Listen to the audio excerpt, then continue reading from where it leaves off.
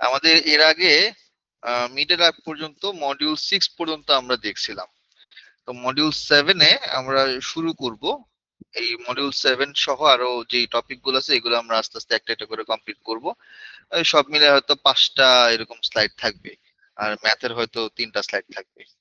তো সিলেবাসটা যেটা ছিল, আমি একটু সিলেবাসটা গো থ্রু করি, যেটা আমি ফাইলটা দিয়েছিলাম।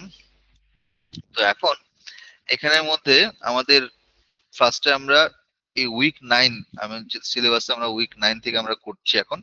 তা আমরা ওই binary and multiclass classification, logistic regression দিয়ে কিভাবে করতে হয় এটা আমরা দেখব। এটা 2-3টা ক্লাস লাগবে, সাথে কিছু ম্যাথ থাকবে অল্প কিছু, যেমন পারফরমেন্স মেট্রিক মেজার করা, মানে ভ্যালু দেওয়া থাকবে, ওখান থেকে আমরা ইকুয়েশন ধরে ওই আমার ডিসিশন মেকিং এ আমাদের একটা রেজাল্ট আসবে যে আমরা এটা করব কি করব না, ইয়েস ওর নো, এটা হবে কি হবে না। তো এটা বের করতে গেলে আমাদের কিছু পারফরমেন্স মেট্রিক প্রয়োজন হয়, যেমন আরওসি বা ইউসি কার্ভ, প্রিসিশন বা রিকল, কনফিউশন ম্যাট্রিক্স যেটা আমরা এর আগে দেখছিলাম, ওটা এবার আমরা আরেকবার একটু রিকল করব, ক্লাসিফিকেশন রিপোর্ট এগুলো। তো উইক 9-এ এগুলো হওয়ার পরে তারপর আমাদের উইক 10 এখানের মধ্যে কি কি থাকবে একটু। উইক 10-এ হচ্ছে আমরা ডিসিশন ট্রি, র্যান্ডম ফরেস্ট এগুলো সম্পর্কে একটু জানবো। কিছু থিওরি থাকবে, আর লাইক টপিকটা আসলে কি, এটা কেন কাজ করে, কিভাবে কাজ করে, এবং এখানে ইম্পিউরিটি, এনট্রপি, কিনি কোনটা কি বোঝায়, প্যারামিটার গুলো অ্যাকচুয়ালি কি। আমরা র্যান্ডম ফরেস্ট বা ডিসিশন ট্রি আমরা যখন তৈরি করব বা এগুলো নিয়ে যখন কাজ করব, তখন এটা কোন ধরনের সিচুয়েশন আমরা ইউজ করব এবং এটার আউটকামটা কি হবে, আমরা এখান থেকে কি কি ধরনের রিকমেন্ডেশন বা ডিসিশন মেকিং করতে পারি, এইটা আমরা দেখব। এবং তার সাথে কিছু ছোটখাটো ম্যাথ থাকবে, যেগুলো হাতে কলমে করার মতো ম্যাথ। এখানে আসলে কম্পিউটার প্রোগ্রামিং ল্যাঙ্গুয়েজ বা এগুলো কিছু থাকবে না, একদম সিম্পলের মধ্যে। যেমন হাতে কলমে একটা ছোট অ্যালগোরিদম আছে, কার্ট অ্যালগোরিদম, এটা আমরা দেখব। এরপরে আমাদের 3 নাম্বার, যেটা উইক 11-এ, এখানে আমরা হচ্ছে ডাইমেনশনালিটি রিডাকশন, এটা এটার আন্ডারে আমরা পিসিএ এবং কার্নেল পিসিএ এটা দেখব। এই দুইটা লেসন মোটামুটি একটা ইয়াতে হয়ে যাবে, আহ, ছোট টপিক আর কি, এটা একটা ক্লাসে হয়ে যাবে। আর লাস্টে হচ্ছে উইক 12, এটা আমাদের এখানের মধ্যে কিছু ক্লাস্টারিং অ্যালগোরিদম আছে, হায়ারার্কিক্যাল অ্যাগ্লোমারেটিভ ক্লাস্টারিং অ্যালগোরিদম, যেটা আমরা ডেন্ডোগ্রাম দিয়ে শুরু করি। ডেন্ডোগ্রামটা হচ্ছে এটা এক ধরনের গ্রাফ টাইপ, গ্রাফের ফরম্যাটে আমরা আস্তে আস্তে হচ্ছে ডিসিশন মেকিং আসে যাচ্ছে, এটা হইলে এটা, এটা হইলে এটা, এভাবে আমরা ওই যে গাছের যেমন ব্রাঞ্চ থাকে না, এই যে গাছের মূল ডাল, সেখান থেকে আবার সাব ডাল কিছু বের হয়, ওখান থেকে কিছু পাতা বের হয়। সো ব্যাপারটা ঠিক এরকম ভাবেই থাকে আর কি, যে একটা মূল প্রবলেম, ওখান থেকে হচ্ছে বিভিন্ন প্যারামিটার গুলোর উপর বেস করে আমরা ওই ব্রাঞ্চ থেকে হচ্ছে ডিসিশন নেই যে আমরা এখানে এটা যাবো নাকি ওটা যাবো, এরকম। আমি একটু এখানে উম, আচ্ছা এটা পরে দেখবো আমরা। আর এখানে হচ্ছে আমরা ওই ইন্টার ক্লাস্টার এবং ইন্টার ক্লাস্টারের মাঝখানে কিছু ডিস্টেন্স মেজারমেন্ট করব, করে আমরা এখানে কিছু রেজাল্ট বের করব। এই হচ্ছে মোটামুটি আমাদের 4টা সপ্তাহ। তো এই সপ্তাহের আহ, যদি আমরা আজকের সপ্তাহটা দেখি, নভেম্বরের 17 তারিখ, তো তো এটা এই সপ্তাহ, পরে হচ্ছে 24-25, তারপর 1-2, এরপর 8-9, তারপর 15-16। আশা করা যায় যে ওই 15-16-র আগেই আমাদের সিলেবাসের এই অংশটুকু শেষ হয়ে যাবে। আর এর মাঝখানে হচ্ছে আমরা আরেকটা আরেকটা বলতে 2টা কুইজ নেওয়ার চিন্তা আছে, এখন আপনারা 2টা কুইজ দেন কিনা কে জানে। আর একটা অ্যাসাইনমেন্ট আমরা নিব। আর আমি হচ্ছে আপনাদেরকে গ্রুপ করতে বলছিলাম প্রেজেন্টেশনের জন্য। তা আপনারা কি গ্রুপ ট্রুপ করছেন? জি স্যার। জি স্যার। এখন ওই গ্রুপটা যেখানে করছেন ওই এক্সেল ফাইলটা আমাকে দিলে একটু ভালো হতো না? জি স্যার, শেয়ার স্যার শেয়ার করে এখনো দেবো কি স্যার। কমপ্লিট হয় নাই স্যার? কমপ্লিট হলে এরপর পাঠিয়ে দিতে চাইছিলাম। আচ্ছা, কমপ্লিট করে ফেলেন। আমি তো মিডের পরে বলছি যে 1 সপ্তাহ বা 10 দিনের মধ্যে করে ফেলতে। একটু জি করে স্যার। ফেলেন, করলে দেন আমি টপিক গুলো বুঝাই দেবো। আপনারা এখানে 47-48 জনের মতন আছেন, তো 4-5 জন নিয়ে যদি করি, 5 জন দিয়ে যদি করি 5 নং 45, 9টা বা 10টার মতো এখানে গ্রুপ হবে। তো ওই গ্রুপে আপনাদেরকে মেশিন লার্নিং এর কিছু ছোট ছোট টপিক আপনাদেরকে দিব। হয়তো কাউকে লিনিয়ার রিগ্রেশন দিলাম, কাউকে লজিস্টিক রিগ্রেশন দিলাম, কাউকে হয়তো হচ্ছে পারফরমেন্স ম্যাট্রিক দিলাম। এভাবে হচ্ছে আমি ছোট ছোট কিছু টপিক ভাগ করে দেব। এই টপিকের উপর আপনারা একটু নিজেরা পড়াশোনা করবেন, স্লাইড তৈরি করবেন, এবং এটা লাস্টের দিকে মানে আমাদের পরীক্ষার 1 সপ্তাহ বা 2 সপ্তাহ আগে আপনারা হচ্ছে আমাকে এটা একটা দিনে প্রেজেন্ট করবেন। তো যেদিনই প্রেজেন্ট করবেন 10টা গ্রুপ, মোটামুটি 1-1.5 ঘন্টা তো লেগে যাবেই। ওই দিন তার কোনো ক্লাস নিতে পারবো না। হ্যাঁ, তো একটা দিন আমাদেরকে হাতে রাখতেই হবে। আরেকটা দিন রাখতে হবে কুইজ নেওয়ার জন্য। কুইজে হচ্ছে আহ পরীক্ষার একদিন, সরি 1 সপ্তাহ বা 2 সপ্তাহ আগে নিয়ে নিব। ওকে, সো এখন আমি আজকে জাস্ট অল্প কিছু আপনাদেরকে একটা আইডিয়া দিই, কারণ আমার নিজের হচ্ছে ওগুলো এখনো পুরোপুরি গুছানো হয় নাই। সো লজিস্টিক রিগ্রেশনে আমরা এর আগে যে প্রবলেম গুলো দেখেছিলাম বা যে কাজগুলো দেখেছিলাম, ওইটার হচ্ছে আমরা একটু অ্যাডভান্স, এটা আপডেট ফরম্যাট বলতে পারেন, আর কিছুই না। তো এখন এইখানে আমাদের এই লজিস্টিক রিগ্রেশনটা আমরা বাইনারি ক্লাসিফিকেশন হিসেবে আমরা মাল্টি ক্লাসিফিকেশনের ক্ষেত্রে ইউজ করে থাকি। মাল্টি ক্লাসিফিকেশন বলতে কি বোঝায়, যে 2-এর অধিক। এখন 2-এর অধিক বলতে কি কি ধরনের সিনারিও হইতে পারে? ধরেন এমন হইতে পারে যে আমি হচ্ছে ডায়াবেটিসের কয়েকটা স্টেজ আমি নিচ্ছি, এখানে আপনার 4টা স্টেজ থাকতে পারে, স্টেজ 1, 2, 3, ফাইনাল স্টেজ। বা ক্যান্সারের হইতে পারে, অথবা কোন একটা প্রোডাক্টের কোয়ালিটি আমি ধরলাম যে 4টা স্টেজ বা 4টা কোয়ালিটি। একটা হচ্ছে খুব ভালো, এক্সেপশনাল, ভেরি গুড, একটা ধরেন গুড, একটা এভারেজ, একটা হচ্ছে বেলো এভারেজ বা খারাপ। তো এখন এই যে আমরা এগুলোকে বিভিন্ন ক্রাইটেরিয়া অনুযায়ী কয়েকটা পার্টে ভাগ করতেছি, এগুলো কিন্তু কোনো সংখ্যা না, বা এগুলো কোনো নাম্বারস বা কোনো কন্টিনিউয়াস ভ্যালু না। এগুলো কিছু ওয়ার্ড দিয়ে আমরা প্রকাশ করতেছি যে এটাকে আমরা ভালো বলছি, এটাকে আমরা খারাপ বলছি। কম্পিউটারকে আমি যদি বলবো যে গুড মানে কি আমার বলো, সে তার বুঝবে না।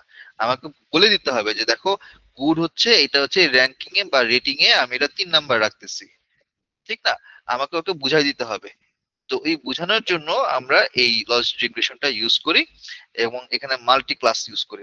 মাল্টি ক্লাস অনুযায়ী আমরা এদেরকে একটা সিকোয়েন্স ধরায় দিই, যে হ্যাঁ, ও যখন 1 হবে তখন এদেরকে তুমি বলবে এক্সেপশনাল বা ভেরি গুড, 2 হলে হচ্ছে গুড, 3 হলে অ্যাভারেজ, 4 হলে বেলো অ্যাভারেজ অথবা ব্যাড সামথিং। তো আমরা এটা কি করি, বিভিন্ন প্রেডিকশনে ইউজ করি, যে প্রেডিকশনে আমাকে আলটিমেটলি একটা রেজাল্ট দিয়ে বলবে যে হ্যাঁ, তার স্টেজ 3 ক্যান্সার হয়েছে, অথবা এই প্রোডাক্টের কোয়ালিটি আমরা পাচ্ছি গুড অথবা ব্যাড পাচ্ছি। তো এই জিনিস ক্ষেত্রে আমরা লজিক রিগ্রেশন ইউজ করে থাকি।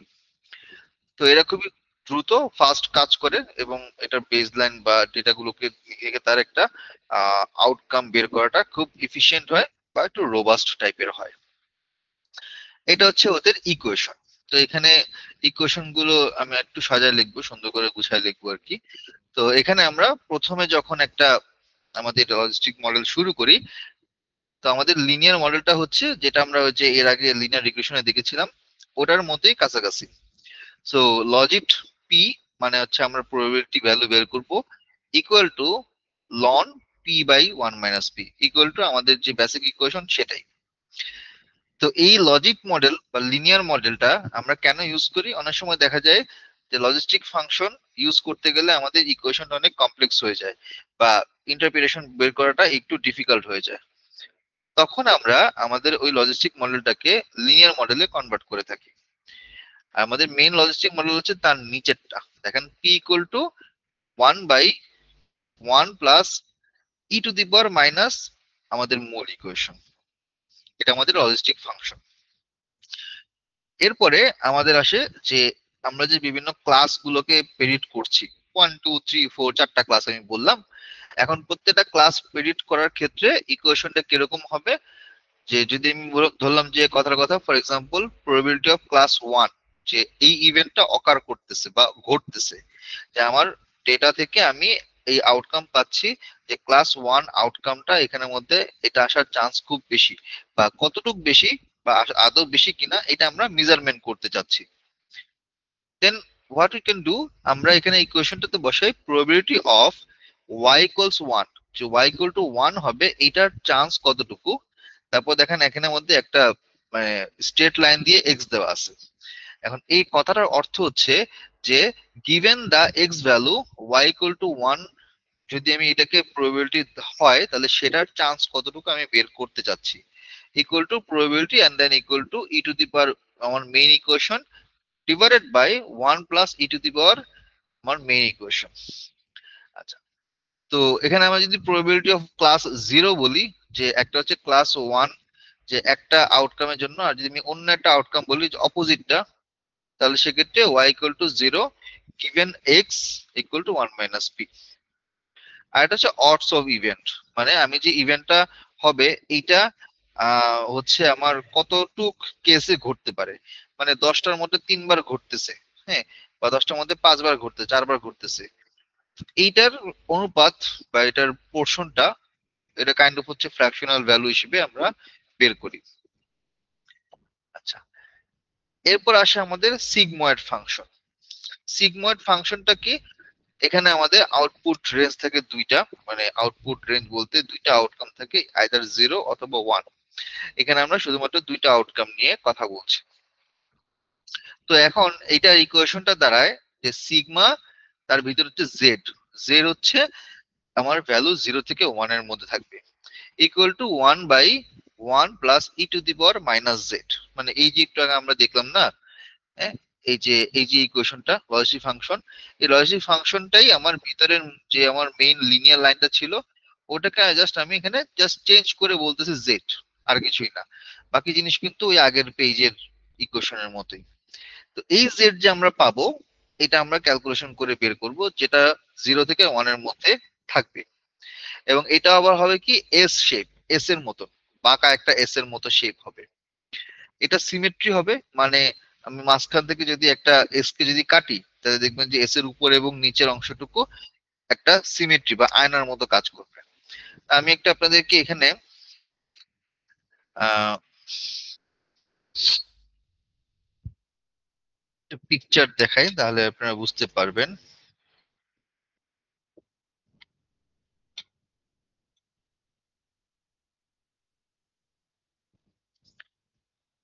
তো আমি এখানের মধ্যে যদি সিগময়েড ফাংশনটা লিখি, আচ্ছা সিগময়েড ফাংশনটা দেখতে কিরকম হয়, তো আমি এখানে একটি ইমেজে গিয়ে আপনারা দেখাই যে এটা এস এর মতো একটা শেপ হয়। দেখেন একটা এস এর মতো শেপ দেখতে পাচ্ছেন এখানের মধ্যে, বড় করি এটা।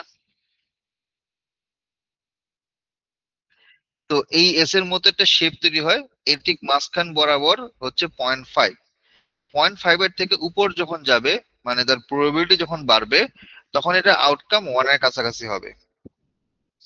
0.5 এর থেকে নিচে যখন থাকবে, কম থাকবে, তখন এটা আউটকাম 0 এর কাছাকাছি হবে। এখন ধরেন আমি যদি এই প্রবাবিলিটি ভ্যালু পাইলাম হচ্ছে 0.7, 0.8, 0.85, তখন আমরা বলি যে হ্যাঁ এটা 1 হওয়ার চান্স বেশি। আর যদি 1 আমরা বলি ইয়েস, বা কোনো জিনিসে আমরা অ্যাপ্রুভ করি অথবা কোনো একটা ডিজিজ আছে এরকম যদি ইন্ডিকেট করে থাকি, তাহলে আমরা বলবো যে আমার এই রেজাল্ট বলতেছে এখানে আমার জেড এর ভ্যালু, সরি প্রবাবিলিটি ভ্যালু আসতেছে 85%, so it close two 1। That means এই পেশেন্টের মানে ডায়াগনস্টিক রেজাল্ট থেকে আমরা পাচ্ছি বা আমরা প্রেডিকশন করে দেখতে পাচ্ছি যে তার একটা এরকম ডিজিজ আছে, হওয়ার চান্স বেশি। আবার যদি কম হয় তাহলে সেটা 0-র দিকে চলে যাচ্ছে, তার মানে নাই। তো এই রকম ভাবে আমরা বের করি, এখানে সবগুলা একই রকম ভাবেই আছে। এই হচ্ছে আমাদের সিগময়েড ফাংশন। এখন এটা আমরা বিভিন্ন গ্রেডিয়েন্ট ডিসেন্ট একটু এফিশিয়েন্ট করতে গেলে ইউজ করে থাকি, বা এটার মডেলটা ডেভেলপ করতে গেলে আর একটু বেটার পারফর্ম করার জন্য এই সিগময়েড ফাংশনটা ইউজ করে থাকি। তো আমরা একটু প্র্যাকটিক্যাল ইউজ দেখি। এতক্ষণ তো ইকুয়েশন দেখলাম, এখন প্রশ্ন আসতে পারে যে আচ্ছা এই ইকুয়েশনটা আমি দেখতেছি, ম্যাথ করতেছি, বাট এটা আসলে আমার রিয়েল লাইফে কোথায় কোথায় কাজে লাগবে, যেটা আপনাদের জন্য জানা ইম্পর্টেন্ট। তো লজিক মডেল বা লিনিয়ার মডেল থেকে আমরা মানে আমাদের যেই লজিস্টিক রিগ্রেশনে ইয়েস নো অথবা পজিটিভ নেগেটিভ অথবা আছে অথবা নাই অথবা অ্যাপ্রুভ অথবা ডিসঅ্যাপ্রুভ। এই ধরনের আউটকাম যখন আসবে তখন এই লজিক মডেলটা আমরা ইউজ করি কোথায় কোথায়, যেমন মেডিকেল ডায়াগনোসিস, ডিজিজ প্রেডিকশনে। তো ডায়াবেটিস আছে কি নাই, বা হার্ট ফেলিওরের তার চান্স আছে কি নাই, হাই নাকি লো, ক্যান্সার ডিটেকশনে যে বেনাই, বেনাই মানে হচ্ছে কি তার এই ক্যান্সার সেলটা পজিটিভ ভালো নাকি ম্যালিগন্যান্ট খারাপ। বা আবার আমরা একটা এক্সাম্পল দিই ক্রেডিট কার্ডের ফ্রড ডিটেকশনের ক্ষেত্রে, যে এটা ফ্রড নাকি নো ফ্রড, তাকে ক্রেডিট কার্ড আমি দেবো কি দেবো না, বা তার ক্রেডিট স্কোরের উপর বেস করে তার প্রেডিকশন আমি করতে পারবো যে তাকে আমি লোন দিব কি দিব না। এছাড়া কাস্টমার চার্ন প্রেডিকশন, যে সে আমার এই কাস্টমার অথবা হচ্ছে আমার এমপ্লয়ি, সে থাকবে কি থাকবে না, লিভ করবে নাকি থাকবে। লোন অ্যাপ্রুভাল, যে আমি তাকে লোন দিব কি দিব না, ক্রেডিট স্কোরের উপর বেস করে, প্রিভিয়াস তার ট্রানজাকশন এবং ডেটার উপর বেস করে। মার্কেটিং এর ক্ষেত্রে আমরা কোন একটা সময় যে ই কমার্সে দেখা যায় কি মার্কেটিং অ্যানালিস্ট যারা কাজ করে বা যারা কিনা এই ধরনের মডেল নিয়ে কাজ করে, তো তখন তাদের সিস্টেমটা এভাবে তৈরি করে যে ওই ই কমার্স ওয়েবসাইটে মানুষজন ঢুকতেছে, ক্লিক করতেছে, বাট অনেক সময় কিনে না ব্যাক করে চলে আসে, অনেক সময় ইগনোর করে, অনেক সময় তারা ক্লিক করে ওটা পারচেস করে। তো আমরা যে বিভিন্ন অ্যাড দেখি আমাদের চোখের সামনে, আমরা কি সব প্রোডাক্টই কিনি না, দেখি, দেখে আবার স্ক্রল করে চলে যাই। অথবা কোনো একটা বেশি ভালো লাগে, একটু ক্লিক করি, ক্লিক করে কথা বলি, দাম দর করি যে ভাই একটু কমানো যাবে কিনা, ভাই ঢাকার মধ্যে ডেলিভারি চার্জ কত, ঢাকার বাইরে থাকি, বা আমি আসলে 3-4টা নিব, কত পড়তে পারে, ভাই একটু কমায় রাখেন, আমি স্টুডেন্ট মানুষ। তো এরকম অনেক রিকোয়েস্ট অনেকেই অনেক জায়গাতে আমরা করে থাকি। তো যখন দেখা যায় আমরা হয়তো প্রোডাক্টটা কিনলাম, অথবা আমরা কিনলাম না, পরে বললাম ঠিক আছে ভাই আমি দেখতেছি, আচ্ছা আপনাকে জানাচ্ছি। এই বাংলাদেশি পার্সপেক্টিভে, বাংলাদেশি কালচারে আচ্ছা আমাকে জানাচ্ছি মানেই হচ্ছে শেয়ার কিনবে না। তো এখন আমরা এই লজিক মডেল দিয়ে এখান থেকে প্রেডিক্ট করতে পারবো প্রবাবিলিস্টিক ভ্যালু দিয়ে, যে আমার কতজন কাস্টমার আসলে কিনতে পারে এই প্রোডাক্টটা। এরপরে আমরা আসি হচ্ছে আমাদের যে লজিস্টিক এবং সিগময়েড ফাংশনটা একটু আগে দেখলাম, যে ইকুয়েশনটা, এটা আমরা রিয়েল লাইফে কোথায় ইউজ করতে পারি। তো বিভিন্ন ধরনের ক্লাসিফিকেশন মডেলে আউটপুট বা আমাদের রেজাল্ট বের করতে গেলে মেডিকেল রিস্ক স্কোরিং, তো মেডিকেল ডেটা থেকে আমরা কোন একটা পেশেন্টের কতটুকু রিস্ক আছে, সে হাই রিস্কে আছে কিনা, যে স্ট্রোক করার ক্ষেত্রে বা হার্ট ফেলিওর হইতে পারে কিনা, তার অন্য কোনো ধরনের কোনো অর্গানে কোনো ক্ষতি হচ্ছে কিনা, তো কিডনি ফেলিওর হইতে পারে কি পারে না। আমাদের দেশে দেখা যায় বা আগে যারা দেখা যেত, যে মানুষজন অসুস্থ হইতো এমন একটা স্টেজে গিয়ে ডাক্তার বললো যে এখন তো ফাইনাল স্টেজ, এখন খালি দিন গোনেন, আল্লাহ আল্লাহ করেন আর দিন গোনেন। বাট এখন টেকনোলজি অনেক অ্যাডভান্স হয়েছে, এখন আগে থেকেই মানে বলে দেওয়া যায় বা বোঝা যায় যে আসলে সে কোন স্টেজে আছে, এবং সে এখন থেকেই যদি সে মানে ঠিকভাবে যদি ইয়া করতে চায়, মানে আরো দীর্ঘদিন বাঁচতে চায়, বা তার আসলে খাবারের প্যাটার্ন, ফুড প্যাটার্ন, ডায়েট প্যাটার্নটা কিরকম হইতে পারে। তো আচ্ছা, একটু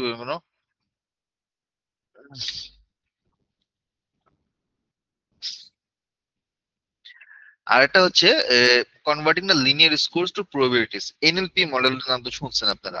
তো এনএলপি মডেলে আমরা হচ্ছে দেখবো যে আসলে এই এনএলপি তে আমরা বিভিন্ন ধরনের টেক্সট, মানে ন্যাচারাল ল্যাঙ্গুয়েজ প্রসেসিং, আমরা এখন বিভিন্ন টেক্সট দিলে টেক্সট আনসার পাই। আগে হতো কি যে এনএলপি তে যে জিনিসটা হতো, যে আমরা বিভিন্ন টেক্সট ডেটার উপর বেস করে সেন্টিমেন্ট অ্যানালাইসিস করতাম, যে ফেসবুকের মানুষের কমেন্ট, মানুষের হচ্ছে পোস্ট দেখে অ্যানালাইসিস করা যায় যে সে আসলে কি ধরনের, তার চিন্তা ভাবনা, তার ব্যক্তিত্ব, অথবা তার পছন্দ অপছন্দ, তার পলিটিক্যাল ভিউ, তার হচ্ছে লাইফ নিয়ে ভিউ কেমন, সে আসলে কি কি ধরনের কাজ করতে পছন্দ করে, এই জিনিসগুলো হচ্ছে আমরা তার অ্যাক্টিভিটি দেখে বুঝতে পারি।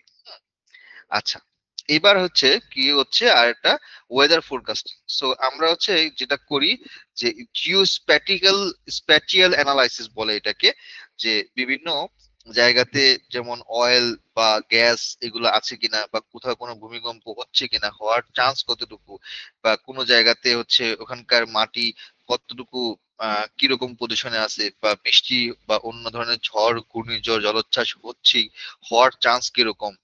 এই ধরনের ফোরকাস্ট যখন করতে যাই, তখন আমার এই যে লজিস্টিক ফাংশন, সিগময়েড ফাংশনের প্রয়োজন হয়।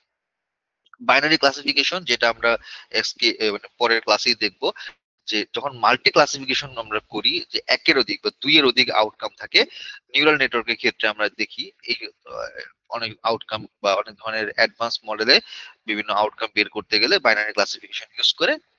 তাছাড়া রিকমেন্ডেশন সিস্টেম আমি ক্লাসের মধ্যে বলছিলাম, যেমন আমরা নেটফ্লিক্সে যদি কোনো একটা সিরিজ দেখি বা মুভি দেখি, আপনি 4-5টা সিরিজ বা মুভি দেখার পরে ও হচ্ছে আপনাকে সেই মডেলের মধ্যে আপনি যখন ঢুকে যাবেন, আপনার পছন্দ অপছন্দ কোনটা ক্লিক করতেছেন, কোনটা কতক্ষণ দেখতেছেন, হয়তো আপনি কোন একটা জিনিস শুরু করলেন, আপনি কিছুক্ষণ গিয়ে আর ভাল লাগতেছে না, বন্ধ করে দিলেন, আপনি অন্যটা শুরু করলেন, বা এটা ভাল লাগতেছে, আপনি আরেকবার পরের এপিসোড দেখা শুরু করলেন। সো তারা দেখে আপনি ওই আপনাদের মানে তাদের নেটফ্লিক্স এর ওয়েবসাইট কতক্ষণ ধরে ভিজিট করতেছেন, কোন শোটা কতক্ষণ ধরে দেখতেছেন, ওয়াচ টাইম দেখে ওখান থেকে রিকমেন্ড করে যাচ্ছে আপনি তো এই জিনিসটা পছন্দ করছেন, কারণ পছন্দ না করলে কিন্তু ওয়াচ টাইম বাড়তো না। সিম্পল লজিক, আমার একটা শো ভালো লাগছে, একটু পছন্দ হয়েছে, দ্যাট মিনস আমি এটা হয়তো টানা দেখতেছি, বিঞ্জ ওয়াচ করতেছি, অথবা না হলেও আমি হয়তো একটা সার্টিন পিরিয়ডিক্যালি আমি ওই শো গুলো দেখতেছি, প্রতিদিন অফিস থেকে বাসায় গিয়ে 1 ঘন্টা করে শো দেখতেছি। তো তারা কিন্তু ওই জিনিসটা ট্র্যাক করে যে আচ্ছা ঠিক আছে, সে গত 2-3 সপ্তাহে একটা সার্টিন টাইমে বসে এই আমাদের ওয়েবসাইটে ঢুকে সে ভিউ করতেছে, তার মানে ডেফিনেটলি সে অন্য সময় কাজে বিজি আছে, হয়তো সে জব করে, সে রাতে ফ্রি এসে ওই টাইমে এসে দেখতেছে। তো এরকম কিছু কনসেপ্ট কিন্তু আমরা বুঝতে পারি, তো ওইভাবেই কিন্তু মডেলকে সাজানো হয় বা ওইভাবে তৈরি করা হয়, ট্রেন করা হয়। দেন সে কি করবে, রিকমেন্ড করবে যে অ্যাকচুয়ালি আপনি এগুলা দেখতেছেন, আপনার কোনটা আপনার জন্য ভালো হবে, কোন শোটা আপনি দেখবেন, হ্যাঁ, এগুলা তাকে সাজেস্ট করে। এরপরে আসে হচ্ছে আমাদের ইমেজ প্রসেসিং বা অবজেক্ট ডিটেকশন।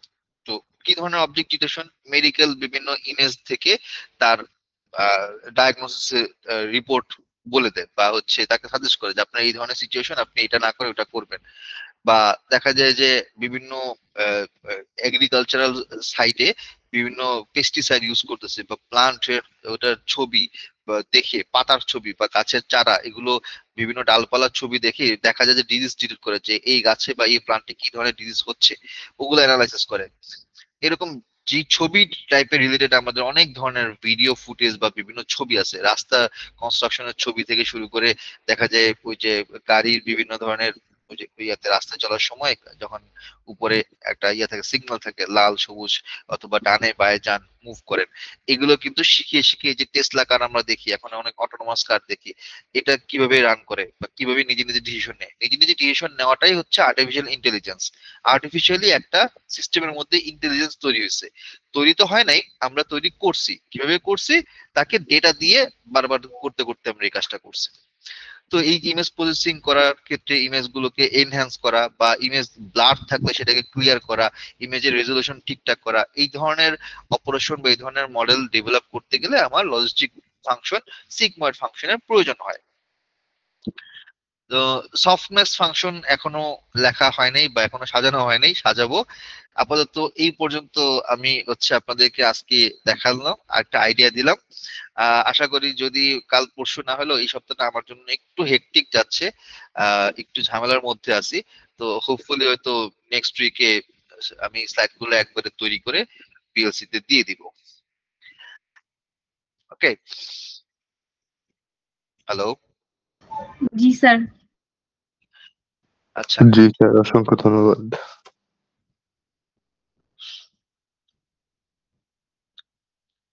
আর পারফরমেন্স মেট্রিকের আমি স্লাইড বানায় রাখছি, বাট এখনো লেখা হয় নাই, এখনো কিছু কাজ বাকি আছে, লিখে ফেলবো। তো ঠিক আছে, আজকে এই পর্যন্ত থাকুক, হ্যাঁ। আর কালকে তো হচ্ছে অফলাইনে ক্লাস, তাই না? কালকে মানে যদি কোনো ইস্যু না হয়, যদি কোনো প্রবলেম না হয়, হোপফুলি কালকে আমরা ক্লাসে মানে ইয়েতে সরাসরি ক্লাসরুমে ক্লাস করব। আচ্ছা, মানে ওদিকের কি অবস্থা? রায় দিছে? আমি তো জানি না জি স্যার, জি স্যার, কি রায় ফাঁসির হইছে। ফাঁসির আদেশ। ফাঁসির আদেশ দিয়েছে স্যার। এগুলো বলে লাভ আছে? এখন সে তো আরেক জায়গাতে আছে, সে তো আর এখানে নাই। জি স্যার, সে তো সেফ এন্ড সাউন্ড, কিছুই হবে না।